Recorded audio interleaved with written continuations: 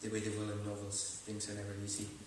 But in contrast with Stevenson's novel or novella, if you prefer that term, whereas Stevenson's premise was that in the rather perhaps sexist parlance of the day, man is not one but two.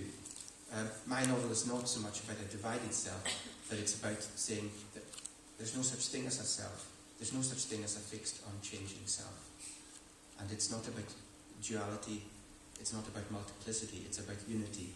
But all of that is explained in the book. So I'll read a little tiny bit from the book, but I think the book is available here.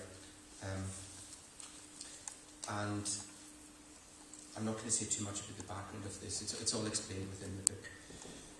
But this is a woman now narrating, and her partner who's a playwright and an author, has been in a bike crash and he's in a coma, and she's been sitting at his bedside in a kind of vigil, and now she's decided to start reading to him to see if that'll help bring him round. I picked up the book that was, for obvious reasons, the most important one to him before the accident, Robert Louis Stevenson's The Strange Case of Dr. Jekyll and Mr. Hyde. He owned half a dozen book versions and at least four film versions of this story. He was doing a play about it. Doing a play.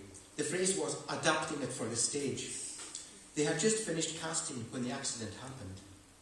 He loved the whole process of writing a play, then watching the characters come to life when actors took them in front of an audience. It was, he'd said, like watching something move from one person's mind to another, then seeing it come to life in a way that was predicted and unpredictable. Sometimes when he would sit there writing and he was really into it, he mouthed the words to himself, quietly at first, but after a while he would be reading them aloud, acting them out, oblivious to the fact I was lying there on the couch, smiling behind a newspaper. One day we were walking along Princes Street in Edinburgh, and we overheard a young girl yelling into her mobile phone, "Oh, you changed your mind, did you? Changed it? What did you do with the nappy?"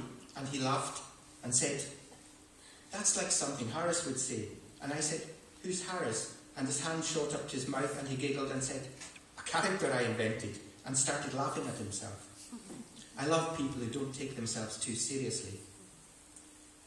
At a reading he did once, someone put their hand up and asked about empathy, and he had stopped and frowned and stared at nothing for ages on the stage, without even getting self-conscious. And then at last he just said, "To the writer, everyone wears a sign around their neck saying, 'Consider what it is like to be me.'" I never actually read the Jekyll and Hyde story and wasn't sure I'd even seen a film version. Maybe I would watch it with him when he came back to the land of when he was himself again.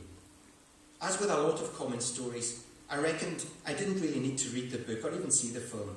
It was just about a guy who's pure good, and then he drinks a potion, and that makes him pure evil, and that bit of him takes over, and in the end, he can't be himself anymore. Or that evil was within him all the time, but only now could he admit it. Or did the monster kill him in the end? Maybe he killed the monster. Aye, maybe it was about killing the self. This might tie in with all the stuff he was always banging on about. Killing the self, extinction of the ego was the phrase he trotted out. He was beginning to take all that stuff more seriously than ever when the crash happened. What kind of karma is that? I opened the book, which was slim and had those beautiful old Victorian illustrations. Books are always more enjoyable to read when they look good. When and why did they decide to stop illustrating books so nicely? A sad smile came across my face at the thought of all these publishers having a meeting at which they decided, from now on, to make their books less attractive. There's a million more things going on in there, but